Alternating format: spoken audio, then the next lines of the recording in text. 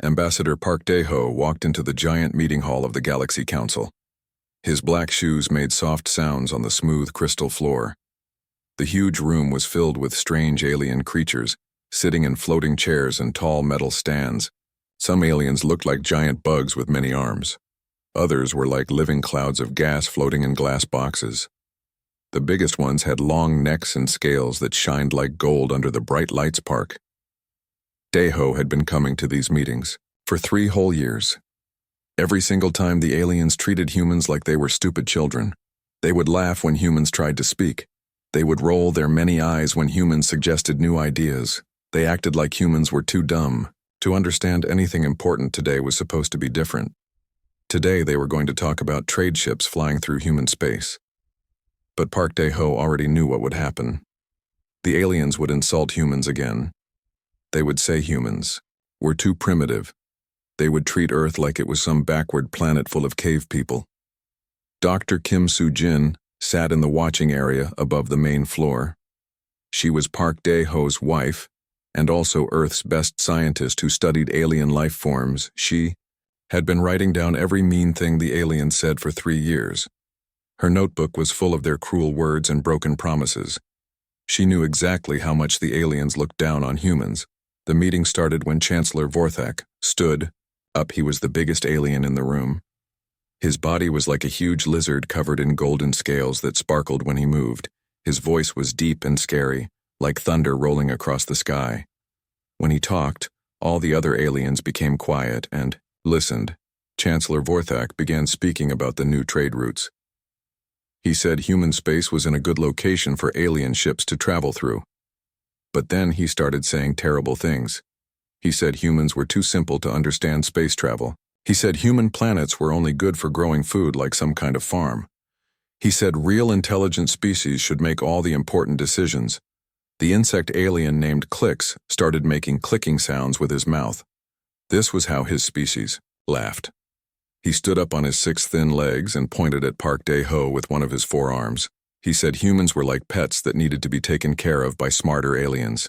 He said maybe humans could wash alien spaceships or clean alien buildings, but they should not try to do anything that required real thinking. The gas cloud alien called Zephon started glowing brighter, which meant he was excited. He floated higher in his glass container and said humans should stick to simple farming. They could grow food for the smart aliens while the real species handled complicated things like government and science and trade. More aliens joined in with their insults. A tall, skinny alien with purple skin said humans walked too slowly. A round alien with tentacles said human brains were too small. An alien that looked like a walking tree said humans lived for such a short time that they could never learn anything important. Park Dae-ho felt his hands getting tight into fists. His face stayed calm, but inside he was getting very angry. He had heard these same insults hundreds of times before.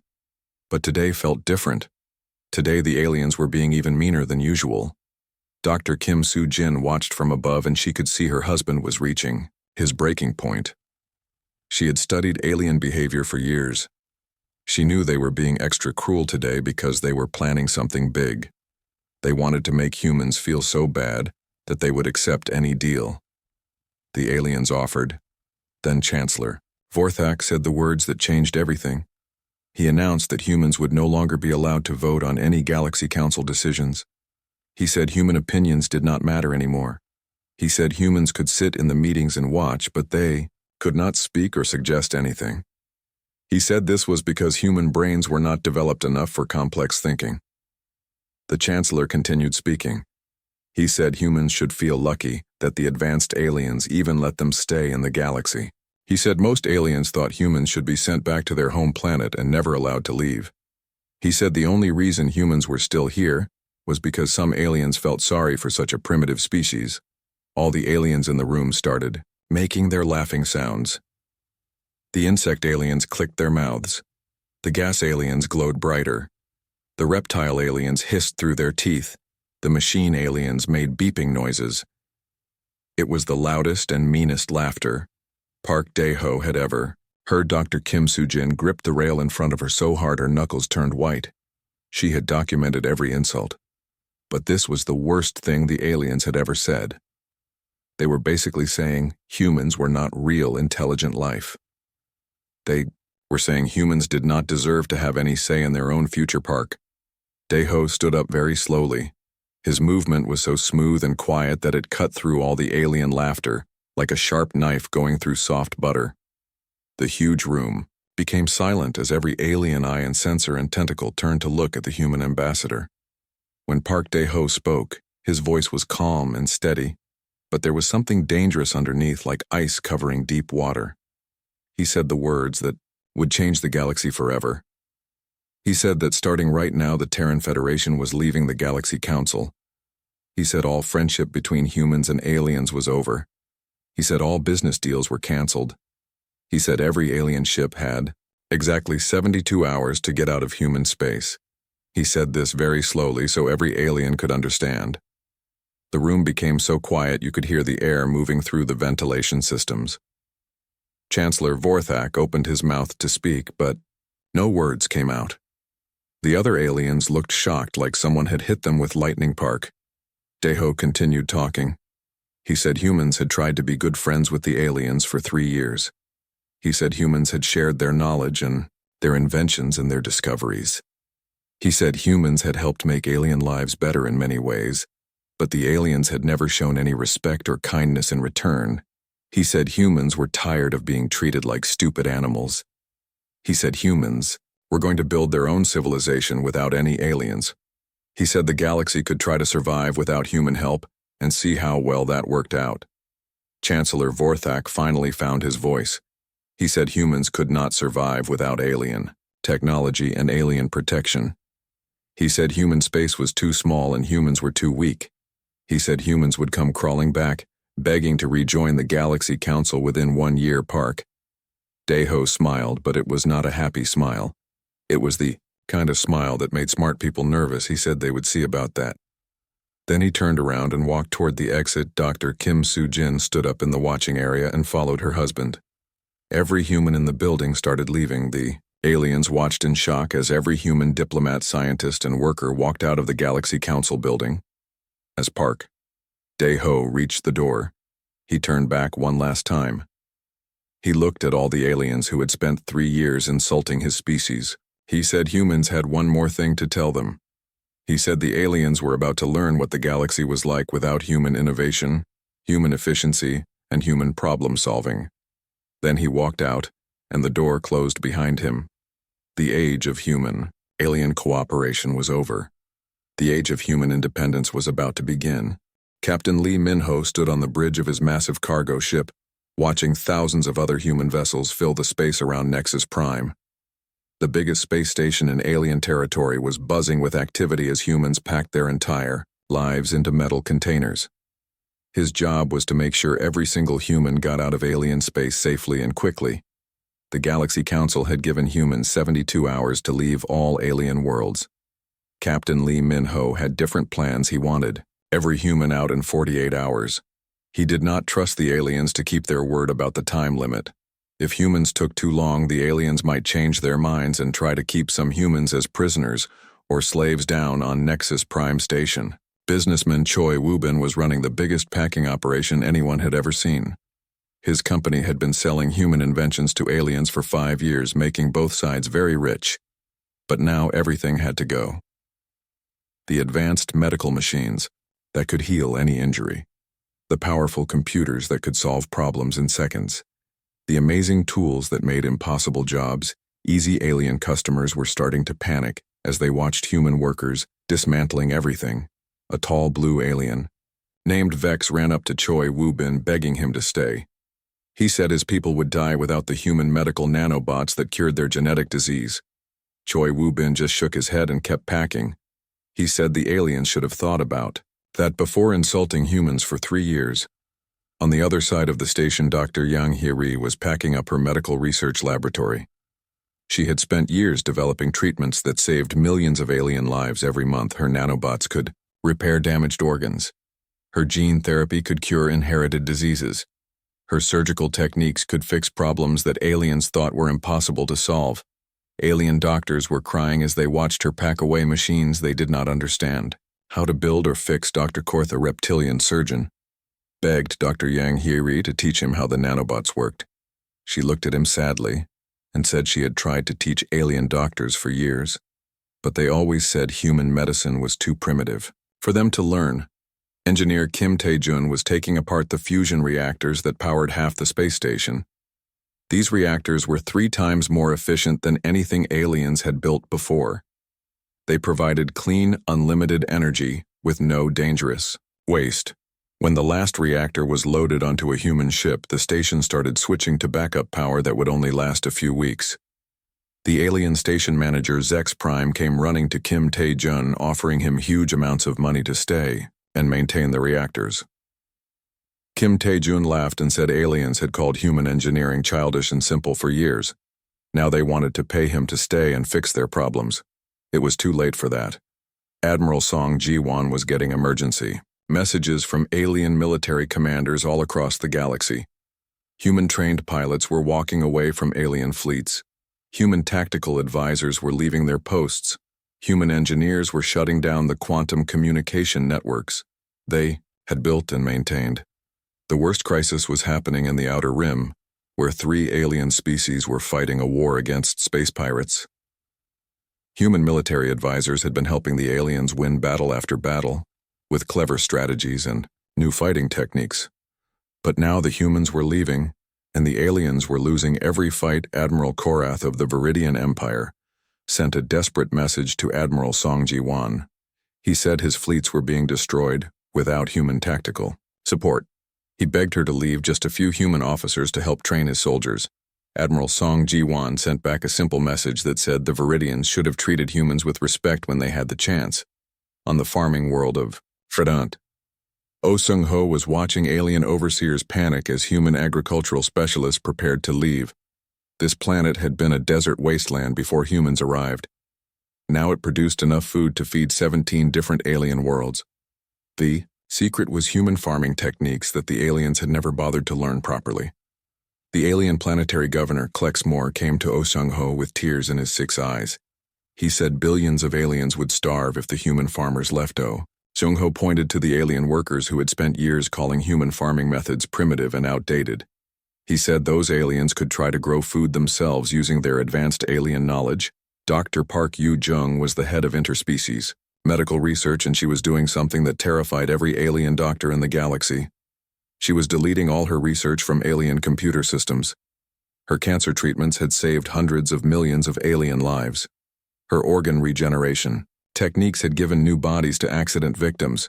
Her brain surgery methods had cured mental illnesses that aliens thought were incurable. Alien medical officials were begging her not to destroy the research. They offered her anything she wanted: money, power, her own planet. If she would just leave the medical knowledge behind, Dr. Park Yu-jung said the research belonged to humanity and would leave with humans. The aliens could go back to their old primitive treatments. The most shocking departure happened at the Advanced Physics Research Station. Professor Kang Soo-ho and his team were the galaxy's best experts on faster-than-light travel. Their improvements to alien hyperdrive technology had cut travel time by more than half, making trips that used to take months now only took weeks. What the aliens did not know was that they had simply copied Professor Kang's modifications without understanding how they worked.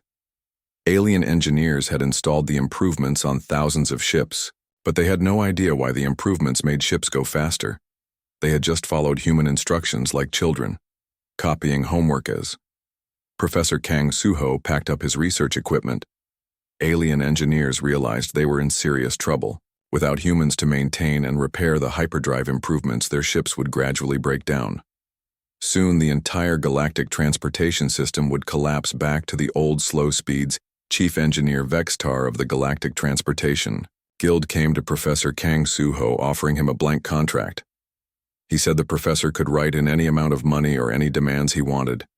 Professor Kang Soo-ho looked at the alien who had spent years saying human physics was too simple for real scientists to bother studying. He just smiled and kept packing. The evacuation was happening so fast that some aliens still did not understand what was going on. They kept asking human workers when they would be back from their vacation.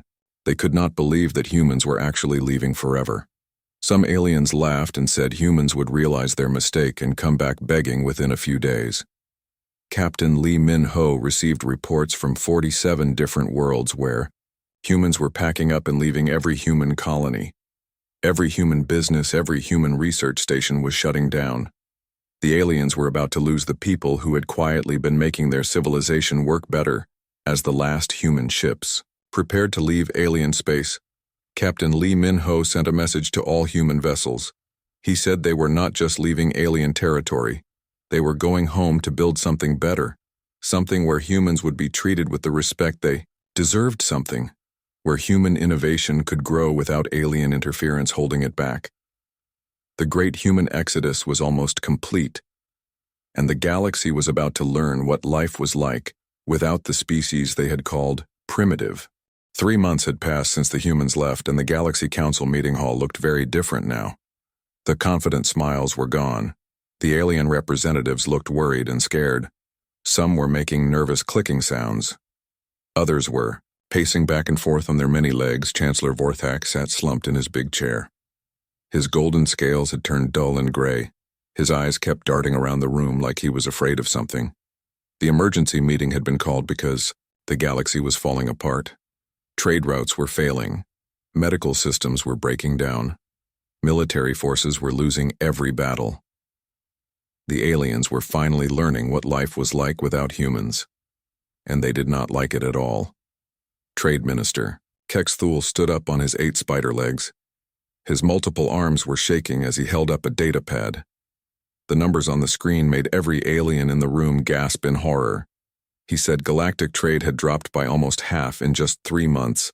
The Trade Minister explained that humans had not just been buying and selling things, they had been the ones who made trade actually work.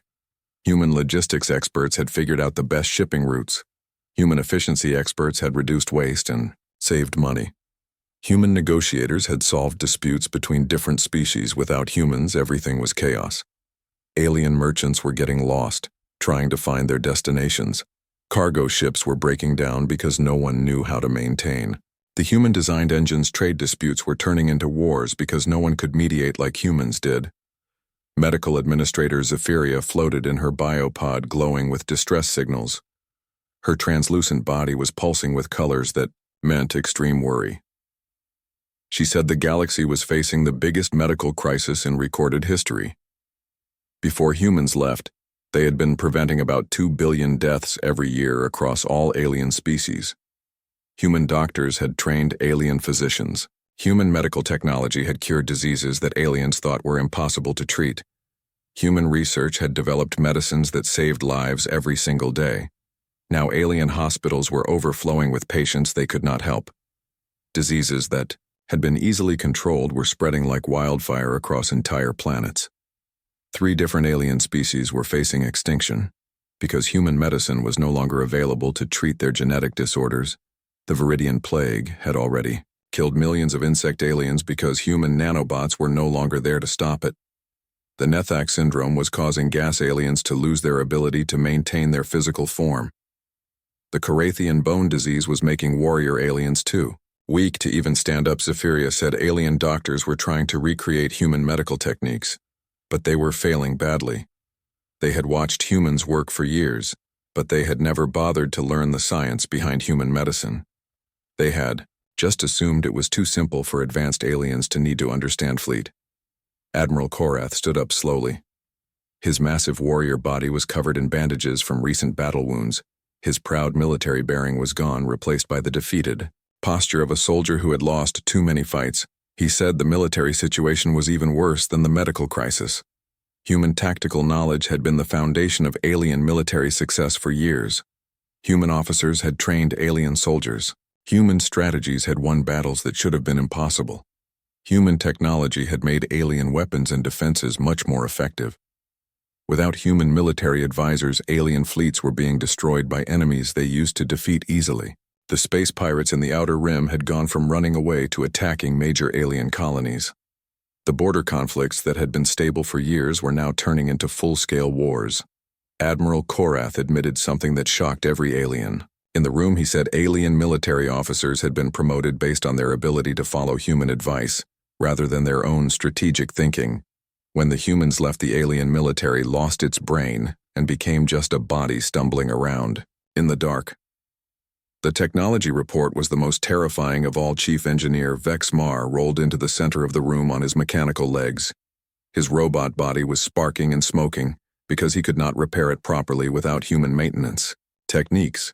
He said 37% of all critical galactic infrastructure had been either designed by humans or significantly improved by them. The quantum communication networks that connected the galaxy were failing one by one. The transportation systems that moved people and goods between worlds were breaking down. The power grids that supplied energy to entire planets were becoming unstable. Vex Mar explained that aliens had made a terrible mistake. They had copied human solutions without learning human methods. They had installed human technology without understanding how it worked. They had become completely dependent on human knowledge while convincing themselves that humans were primitive. The hyperdrive improvements that Professor Kung Suho had developed were starting to fail on thousands of ships. Alien engineers were trying to fix them, but they did not know why the improvements worked in the first place. Ships were being stranded in deep space as their faster-than-light engines stopped working. The fusion reactors that engineer Kim Tae-jun had built were shutting down because no one knew how to maintain them properly. Entire space stations were losing power. Planets were facing energy shortages that threatened billions of lives. The worst part was the agricultural crisis. Farmer Oh Seung-ho and his team had revolutionized food production across the galaxy. Their techniques had ended famine on dozens of worlds. Their genetic modifications had created crops that could grow anywhere. Their irrigation systems had turned deserts into gardens. Now food production was collapsing. Crops were dying because aliens did not understand human farming methods. Planets that had been producing surplus food were now facing starvation. The galaxy was about to experience the worst famine in its history. Chancellor Vorthak finally spoke, but his voice was weak and shaky. He asked how the mighty galactic civilization had become so dependent on a species they had considered primitive. The question hung in the air like a poisonous gas. The answer was obvious, but none of the aliens wanted to admit it. Humans had not just participated in galactic civilization. They had been quietly fixing everything that was broken. They had improved every system they touched.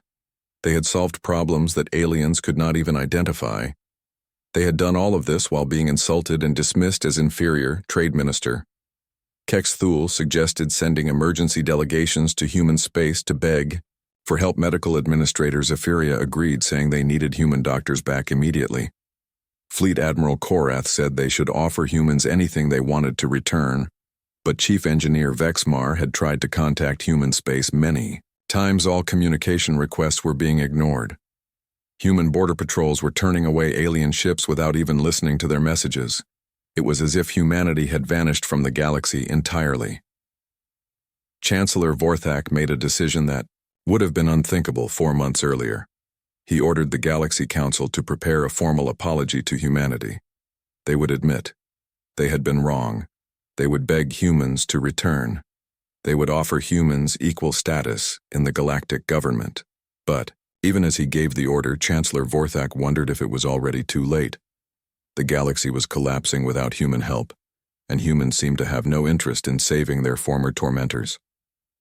The proud galactic civilization was learning a hard lesson about the value of the species they had called primitive. President Nam Hae-won stood in the Grand Assembly Hall of New Seoul on Earth, looking out at thousands of human representatives from across their space. Behind her, massive holographic displays showed images that would have shocked any alien who could see them. Thriving colonies, bustling trade routes, incredible new technologies, and most amazing of all, humans were smiling. The president began her speech to the Terran Council with words that filled every human heart with pride. She said some people had worried that leaving the aliens would hurt humanity. She said some humans had feared they would fall behind without alien technology. She was happy to report that the exact opposite had happened. Humanity was not just surviving without the aliens, they were thriving like never before in their history. Human space had become a place of incredible innovation and boundless possibility. Without alien rules holding them back, humans were achieving things that had seemed impossible just months before. Dr. Lim Jae-hyun had been working on artificial gravity generators for years. But alien scientists kept saying it was impossible. They said gravity could not be created artificially. They said human physics was too simple to understand such complex forces. But now, without aliens telling him what he could not do, Dr. Lim had succeeded. His gravity generators were being installed on every human ship and space station. No more floating around in zero gravity. No more getting sick from weightlessness. Human space workers could now walk normally on any vessel. The technology was so advanced it made alien artificial gravity look like ancient primitive tools. Engineer Bay. So Young had achieved something even more incredible. She had perfected instantaneous matter transportation. People and objects could now be moved from one place to another instantly across vast distances. What used to take days of space travel now happened in the blink of an eye. The aliens had always said teleportation was fantasy. They said matter could not be disassembled and reassembled somewhere else. They said human dreams of instant transportation showed how childish human thinking was. But Bai So Young had proven them wrong. Her transport hubs were connecting human worlds in ways the galaxy had never seen. Scientist Yoon Chan-woo had solved the biggest energy problem in the universe. He had created unlimited clean energy that produced no waste and required no fuel. His zero-point energy extractors could power entire planets forever. The energy came from the fabric of space itself, something aliens claimed was impossible to harness. These three breakthrough technologies were revolutionizing human civilization. But they were just the beginning. Human scientists were making new discoveries every day. Without alien bureaucrats saying no to every new idea, human creativity was exploding in all directions. General Shin Dong-kyun revealed something that would have terrified the galaxy council if they knew about it. While aliens had seen humans as weak fighters, humans had been secretly developing military technology that made traditional warfare look like children playing with sticks. Human stealth ships could pass through any alien sensor system without being detected. They used technology based on bending space itself around the ship, making it invisible to all forms of detection. These ships could travel anywhere in the galaxy without anyone knowing they were there. Human quantum shields could deflect any known weapon in the galaxy. Energy beams, laser cannons, plasma torpedoes, kinetic projectiles, nothing could penetrate the quantum barrier. Human ships were essentially invincible against all current galactic military technology. Most impressive were the automated defense systems that protected human space. These systems could guard entire solar systems without any human soldiers needed. They used artificial intelligence that was smarter than most alien species combined. Any hostile force entering human territory would face defenses that adapted and learned faster than any organic mind could think. Captain John Mi-young commanded the human exploration fleets that were discovering new worlds at an incredible rate. Her ships were finding and colonizing planets faster than the old galactic civilization had managed in centuries. The secret was advanced terraforming technology that could transform any planet into a garden world in just a few months. Human machines could change atmospheric composition, create weather systems, establish ecosystems, and prepare entire worlds for human settlement, while alien terraforming took decades to achieve much less. Food had become abundant beyond imagination. Without alien restrictions on genetic modification, human agricultural scientists had created crops that could grow anywhere. Deserts, frozen wastelands, toxic environments, radioactive zones. Nothing could stop human food production. Dr. Ko Yun-woo, the Minister of Science, explained the real secret behind human success. She said humans had never actually needed the aliens as much as aliens needed humans. Human creativity, adaptability, and determination had been driving galactic progress all along for years. Humans had been working within alien limitations, trying to fit their innovations into alien systems, trying to make their discoveries acceptable to alien bureaucrats. But human potential had always been much greater than what the aliens allowed now. Without alien oversight limiting what they could achieve, humans were free to reach their true capabilities. Dr. Ko said it was like a runner who had been wearing heavy weights for years, suddenly taking them off and discovering how fast they could really run. The economic boom in human space was unlike anything in galactic history. Human trade efficiency was so advanced that prosperity was spreading to every human world. Poverty was becoming extinct as human economic systems provided abundance. For all human medicine had advanced so far beyond what they had shared with aliens that diseases were becoming extinct. Human doctors could now cure any illness, repair any injury, and even reverse aging itself. Human lifespans were extending while alien populations struggled with plagues. Minister Park Jin-woo revealed the most exciting development of all human exploration ships had made contact with species beyond the galaxy edge. These new civilizations had never heard of the Galaxy Council. They were eager to trade and share knowledge with the polite, respectful humans who treated them as equals. Humanity was building relationships with dozens of new species based on mutual respect rather than hierarchy. These new allies were sharing technologies and ideas that made even human innovations look primitive. The galaxy that had rejected humans was being left behind, as humanity built something much better. The president concluded her speech with words that summarized the new human philosophy.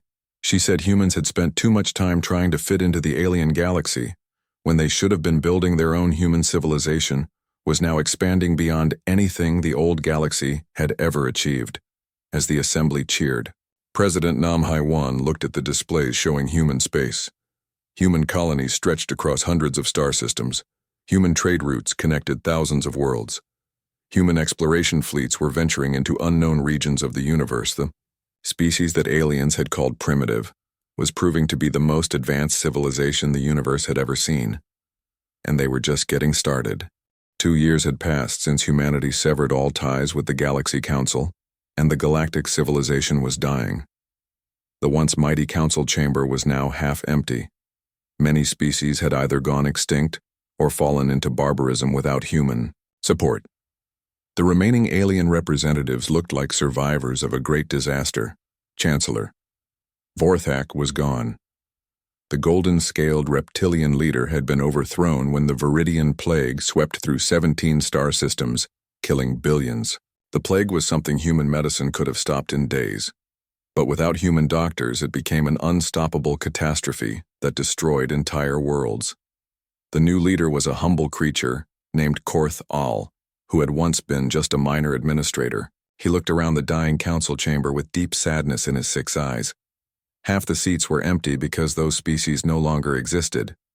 3 major civilizations had collapsed completely when their economies failed without human efficiency. Trade had become almost impossible without human logistics experts. Alien merchants were going bankrupt, trying to navigate shipping routes they did not understand. Cargo ships were breaking down in deep space because no one knew how to maintain human-designed engines. Wars had erupted between species fighting over the scraps of commerce that remained. The medical crisis was beyond imagination.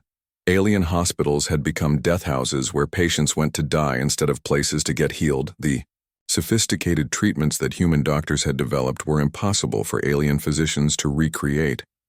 Diseases that had been easily curable were now killing millions. 3 different alien species were facing complete extinction.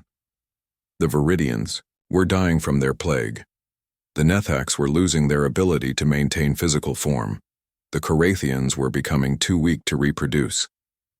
All of these problems could have been solved easily if human medical experts were still helping. Military defeats were happening everywhere. Alien fleets that had once dominated the galaxy were being destroyed by pirates and raiders. The tactical knowledge that human officers had shared was too complex for alien minds to use properly without human guidance. Space pirates had become so bold they were attacking major alien homeworlds. But the most shocking discovery came from a young Nethak scientist named Dr. Veltara. She was one of the few aliens who had always treated humans with respect and kindness. She had spent months trying to find any trace of human activity in the galaxy. What Dr. Veltara found changed everything.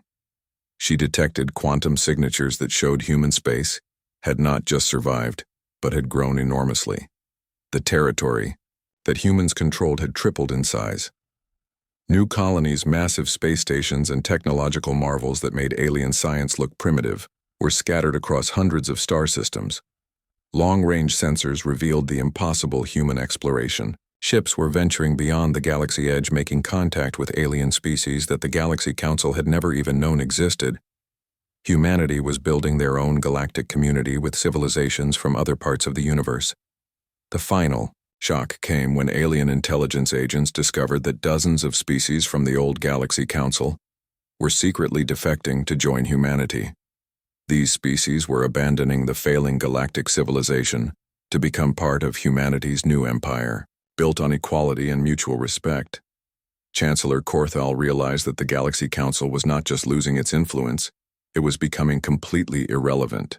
Humanity had moved beyond them entirely. The humans were creating something bigger, and better than anything the old galaxy had ever achieved. Desperate times called for desperate measures. The Galaxy Council voted unanimously to send their most senior diplomats to the edge of human space. These ambassadors carried the most humble message in galactic history. They admitted they had been wrong. They begged humans to return. They offered to make humans the leaders of the Galaxy Council.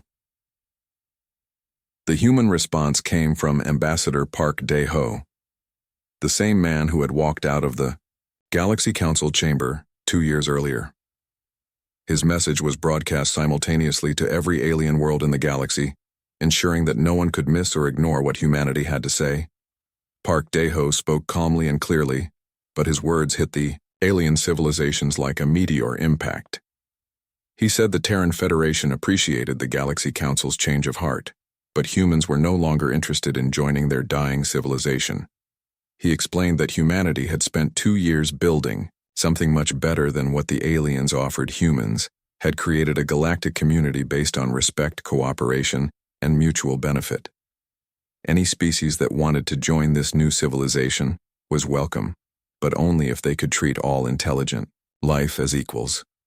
The ambassador continued by saying that the old ways of thinking about superior and inferior species were completely rejected in human space. Every member of the human-led galactic community had equal voting rights, equal opportunities, and equal respect regardless of their technology level or physical appearance. He gave coordinates to human diplomatic stations where interested alien species could apply to join what humans called the Galactic Cooperation Initiative. The requirements were simple but revolutionary. Treat all species as equals, contribute fairly to shared prosperity, and abandon any ideas about racial or species superiority. The response was immediate and overwhelming. Dozens of alien species began sending secret delegations to human diplomatic stations. They were tired of the hierarchy and oppression of the old Galaxy Council. They wanted to join a civilization that valued them as equals, rather than ranking them by technological advancement. These defecting species discovered what humans had always known. Cooperation worked better than domination. Respect achieved more than fear. Treating others as equals created prosperity that benefited everyone. When species worked together as partners instead of competing for superiority, amazing things became possible. Within 6 months, the old Galaxy Council had lost most of its progressive and innovative member species. The remaining aliens were the ones who refused to give up their beliefs about superiority and hierarchy. They clung to their failing civilization while watching their former subjects join humanity's thriving galactic community. The contrast became impossible to ignore. The human-led civilization was expanding, discovering new technologies, and creating prosperity for all its members. The old Galaxy Council was shrinking, dying, and collapsing under the weight of its own arrogance. Some alien leaders tried to blame humans for abandoning them in their time of need. But even they knew the truth. The aliens had driven humans away with years of insults and contempt. Now they were facing the consequences of treating the galaxy's most innovative species like primitive animals. Dr. Veltara was one of the first aliens to successfully join the human galactic community. She was amazed to discover that humans had not been holding grudges or seeking revenge. Instead, they welcomed any species that could embrace equality and cooperation. The old Galaxy Council continued to exist, but only as a shadow of its former self. The remaining species were trapped in their old ways of thinking, unable to adapt to a universe where cooperation mattered more than domination. They had learned too late that true strength came from lifting others up rather than pushing them down.